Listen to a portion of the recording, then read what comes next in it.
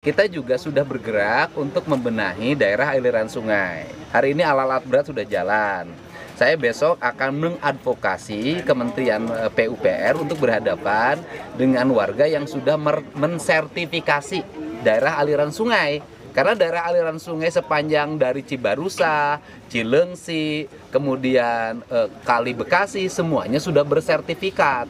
Saya udah ngomong dari dulu ketika isu pagar laut, saya bilang bukan hanya laut yang disertifikat, daerah aliran sungai itu sudah bersertifikat, gunung-gunung sudah banyak yang bersertifikat. Ini harus segera dibenahi. Ya sudah lah, kalau jangka pendek makannya penuh, udah selesai. Sekarang kondisi makanannya penuh hari ini. Ya jangka panjang, ada rumahnya yang dibangunkan kembali dengan desain rumah panggung. Ada yang harus direlokasi kalau memang itu sangat di bibir sungai. Termasuk barangkali nanti Kementerian PUPR, Kementerian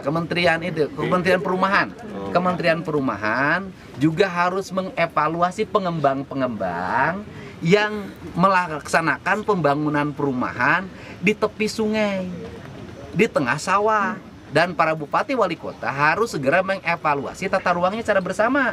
Ini kan menurut saya Jawa Barat itu sudah tidak pantas ada musibah. Nggak pantas, kenapa?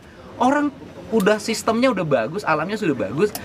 Karena ketidakpantasan ini terjadi karena melaksanakan perencanaan pembangunan, tata ruangnya dilakukan secara ugal-ugalan, melawan prinsip-prinsip alam itu sendiri.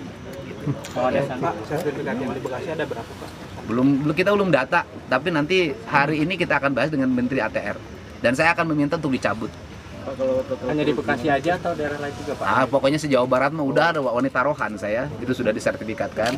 Udah, terus total kerugian Pak kemarin kan Bapak 3 miliar ya Pak, itu Bodebek aja. Yang mana 3 miliar? Yang kerugian dampak bencana. Lebih triliun Pak, ya, triliun. Bodebek Sekarang begini, pokoknya gini, yang wilayah Bogor, Bogor, kemudian Depok juga banjir, kemudian Bekasi dengan Kerawang. Ya lebih, nanti kita audit lah. Kita kan, kalau menurut saya sih lebih dari 3 triliun ya. Lebih dari 3 triliun itu apa sih? Bukan hanya kerugian yang diderita oleh warga, tetapi juga recovery yang dilakukan oleh pemerintah itu mahal.